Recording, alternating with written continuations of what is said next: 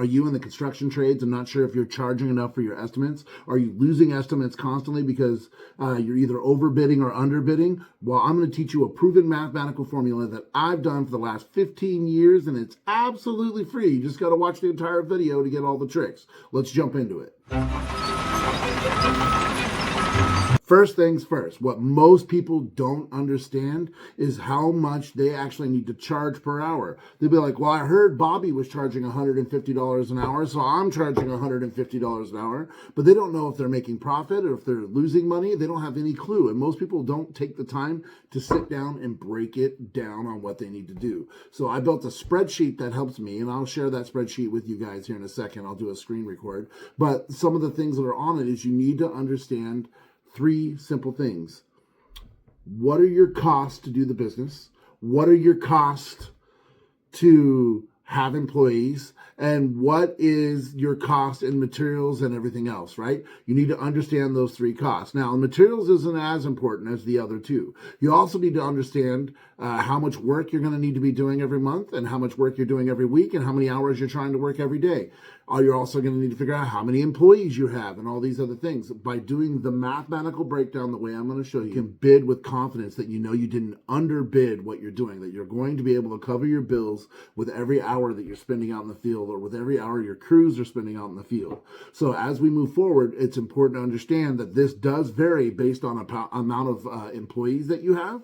So we're going to go step by step through that. And then I'm going to give you some other pro tips at the end that are exactly how come my bids get picked, even though generally they're more expensive than other bids. First, let's jump into what you need to do. You need to understand your costs. So I built a little spreadsheet and I do this on a monthly basis, okay? So first thing I'm going to add in is my monthly costs. How much is my car payment? How much is my car insurance? Do I have a storage unit or an office or a shop that I rent? How much does that cost? How much are my cell phone bills? How much do I pay for websites and like things like House Call Pro and different items that we use to send our contractors out and keep track of our work orders? How much am I paying my accountant every month to write payroll? Me, for myself, I also add in how much am I paying myself as the owner on this half, because this is stuff that if my company is open, this needs to happen. So how much am I paying myself? Now this is, are you giving yourself a check? Are you taking money what's left over? I would do this number here as what you need to make to survive, to take care of your family, right?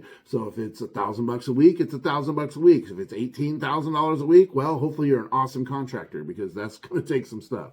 The second thing you're going to want to figure out is basically how much gas you as the owner are using. So if I'm driving around, I count that gas on this side of the equation, not on the employee side of the equation. So I always factor in, $600-700 in gas. I live in Washington State. Gas is really, really expensive.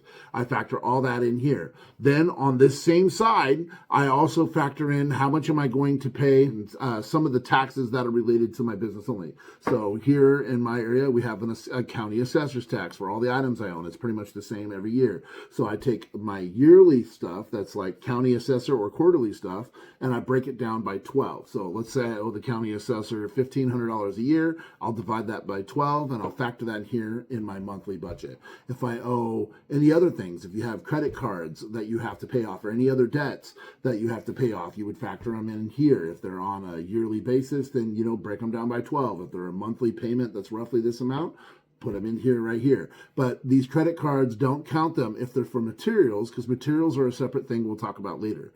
What you're going to talk about here is only about things that are reoccurring monthly costs, old debts, whatever, tires that I bought at Les Schwab on a credit account and I'm paying for the month, right?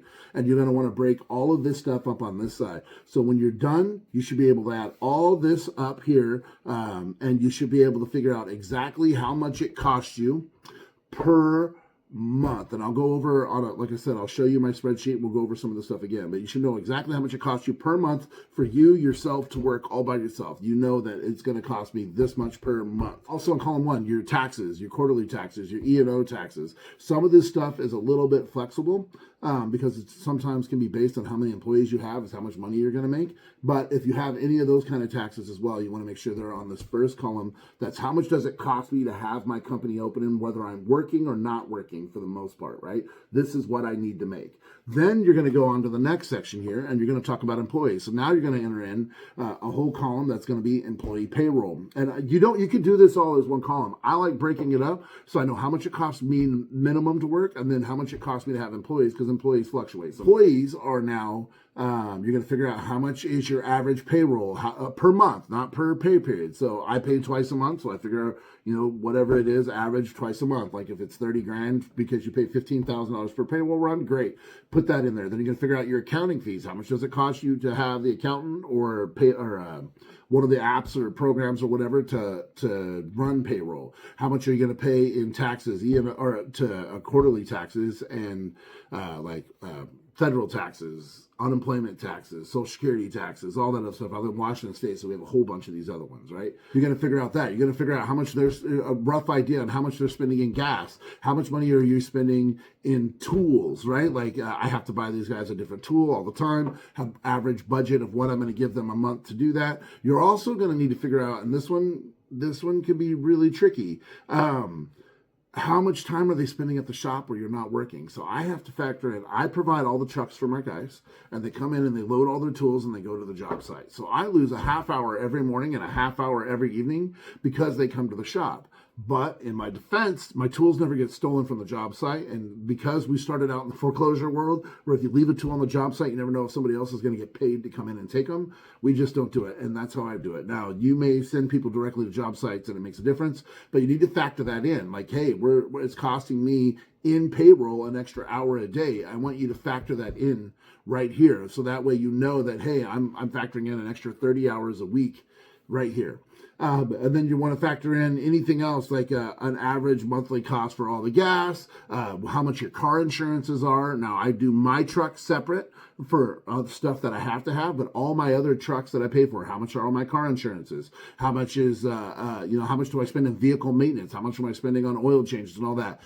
On an average, on a monthly. So you want to figure out your monthly total. So now as you're adding in every line expense you can think of, do you pay for their cell phones? Do you pay for a software for them to clock in and out of? Do you pay for any extra advertising? Do you pay for uniforms? Do you buy t-shirts? You want to go line by line. How much do you spend? And if you only buy them shirts once a year, just break it down by 12. How much does that come down by 12? So that so you have a full monthly total line by line. And like I said, in a minute, I'll show you my spreadsheet of what I use for my company. I'll do a screen share of it, and we'll kind of go back and forth, and I'll show you how it looks line by line by my company. All right, so now once you have all of that figured out, and you have both of those columns figured out, now it comes to the fun part. You have your total number at the bottom. I know that it cost me, for the sake of this, we'll just use a small number. It cost me $12,500 to do just to run my company every month. That's my cost for paying rent on my shop, paying for everything. And then to run employees, if I'm running 4 employees, then I know it's going to cost me an additional $20,000 or $25,000 a month, right? So now I have that total number of, we're just going to say $25,000 for the sake of this. So 12,500 and 25,000, which equals $37,500 a month. Now we're going to take this number and we're going to take the $37,500 a month, $37,500 a month, and we are going to do some math with it, but it's really simple math. Don't get scared. First of all, we're going to take $37,500 and we're going to divide it by 22 days. The average work week is 5 days a week. Now, if you're going to work 3 days a week or you're working 4 tens works out to be about the same. But you're going to factor in, and in your employee column too, your payroll, you need to make sure you understand how many hours you're paying them for, right? If you have some part-time people, whatever your number is, right? But I'm going to divide it by 22 days because there are some 20-day months and there's some 22-day months. So if you do 22, you're factoring on a little bit of the low side, and that will help you in the long run because you'll be making a little more instead of a little less, right? So I'm going to factor that. I'm going to divide all that by 22, and that's going to give me my daily total. That's going to give me exactly how much I need to make every day that I'm open for the 5 days. If you're working Monday through Friday, that's how much I have to make. Now, this is where things can vary for each person. If you only have one crew, this is that. Now you know your daily total. You just take and divide this by however many hours you work a day. And so whether it's 7 or 8 hours or whatever it is, and now you have your exact total of how much it costs you to work per hour, not including materials. Materials are always separate because you should be billing for these separate, and I'll explain that in a second.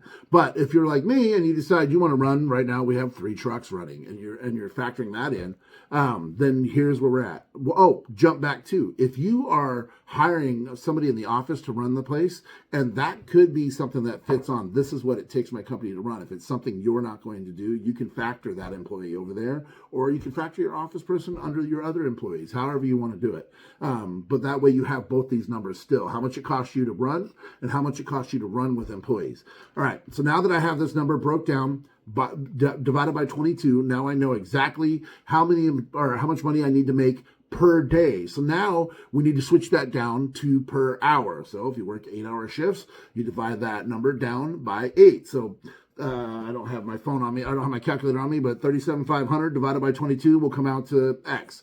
Then I take that number X, whatever it is, and I'm going to divide it by 8. That's going to tell me how much all my guys, all of my crews, all of my people need to make per hour. That's how much we're going to have to charge per hour just to cover our costs. Now, at first, you're going to freak out. You're going to be like, whoa, especially if you have multiple crews, I've got to charge $374 an hour in order to make this work.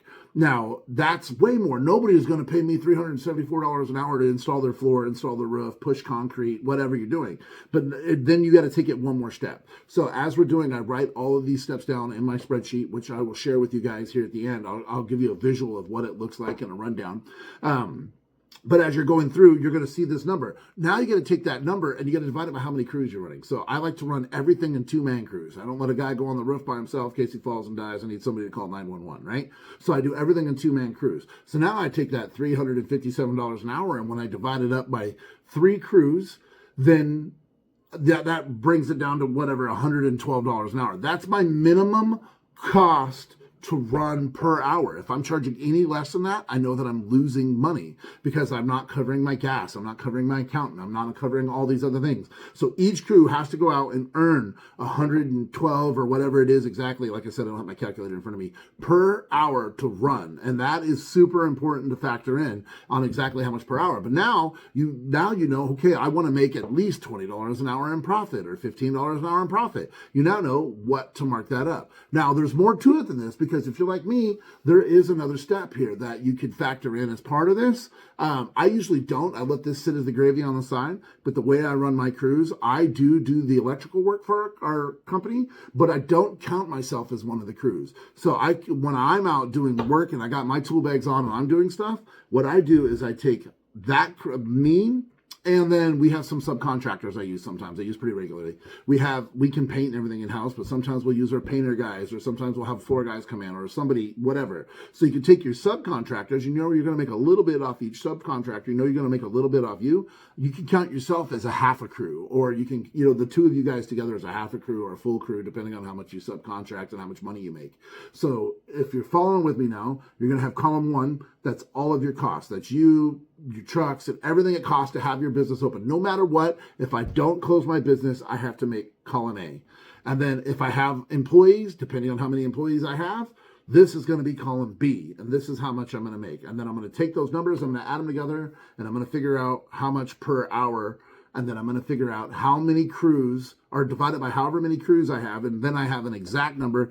Each crew needs to make this much. I know in the back of my head I got to make $357 an hour, but I also know that if I have it broke up, each crew, as long as we're making $112 an hour all day today, we're at least breaking even. Now we can factor in profit, we can factor in materials, and factor in everything there. And then I also have my subcontractors and myself, which count as a little bit of a crew, right? So usually what happens is there's something that runs long, there's something, and it usually counts as the makeup to kind of bring everything even. So now that you figured all of these different things out, now you have to go through and you have to figure out on your material costs, right? How much is a fair markup?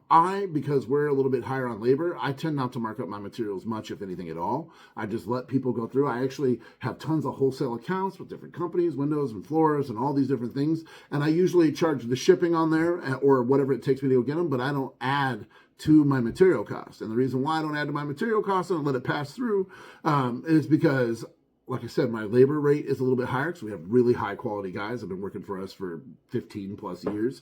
But also because I want to make sure my bids stay competitive, right? Because there's a lot of guys out there that, especially if you're in this mid-size between $500 and $1 million worth of work, or maybe a little over $1 million worth of work, there's a lot of the guys out there that work by themselves. So their overhead costs when they do this math is going to be a lot less than yours. And if their cost is a lot less than yours, well, maybe they only have to charge $60 an hour, right? And so you still want to stay somewhat competitive.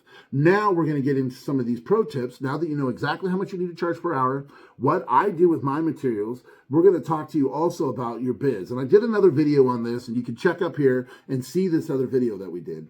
But it was about understanding what to do with your bids that make them look more professional. Whether you're a little bitty guy or a great big company that's been doing this for a long time, remember to figure out your costs. You need to break down everything you have into a monthly thing, and then break it down to a daily thing, and then break that down to an hourly thing. And now you know how much, and then break it down by crews on how many crews you have making that money. Now you know exactly how much it costs you to work per hour, how much you need to mark up to make profit, how many hours you got to put in. Now it's up to you to know how many hours it's going to take you to do a job. You can still mess this up if you think it's going to take 6 hours and it takes 16. The next thing we're going to do is we're going to make sure that we have our bids built properly. We're going to have line by line by line by line by line written out for every bid. Even if it's just painting a house, you should have pressure washing a house, caulking a house, a paint 2-color scheme. We're going to do this and we're going to do that. And then you're going to have what kind of paint it is you use in your standard language. And then you're going to have your terms of service of how payment works. That way, when they read through your bid, they know exactly what they're in for, exactly what they're agreeing to, exactly what you're agreeing not to. And I do it all the time at the end of my things.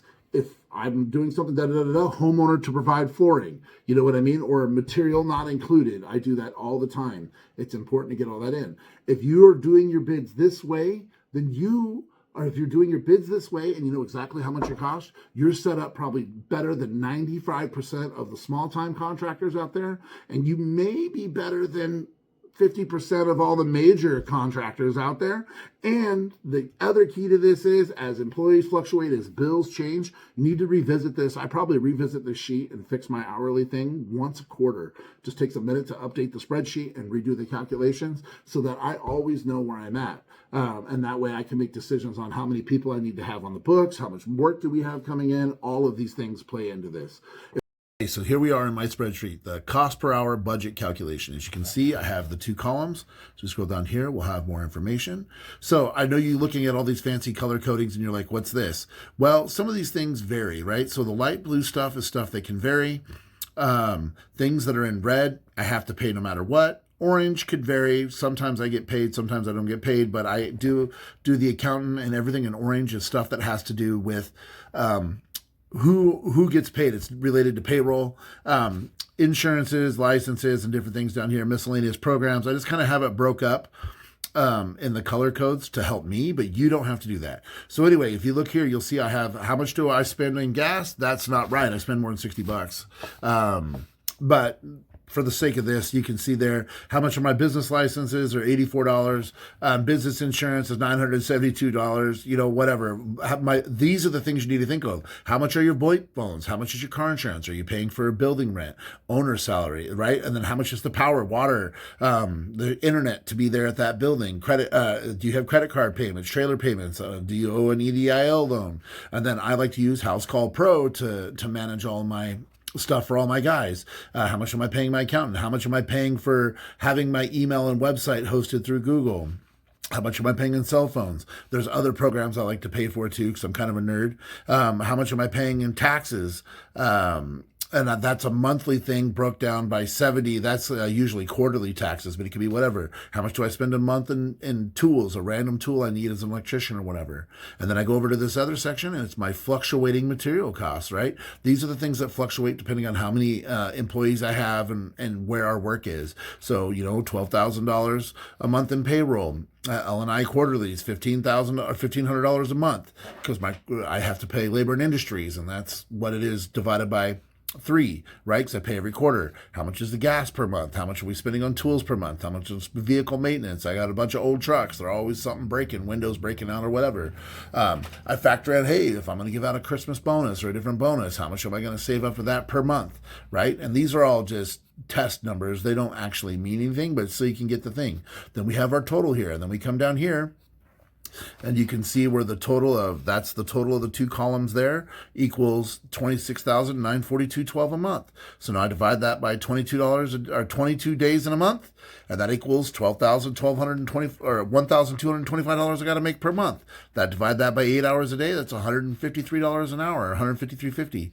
Divide that by, if I only have 2 crews working, that's $76.75 per hour that I have to make. So that means my goal to make a little bit of profit and cover anything I might have forgot, I need to make $100 per hour per crew. When I say per crew, for me, that's to have 2 employees. I don't charge per guy, I charge per crew or per truck.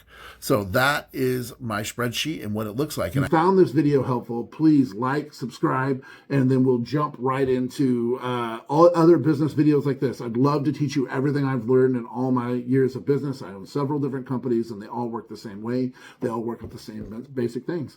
Thanks for watching to the end. We love you guys.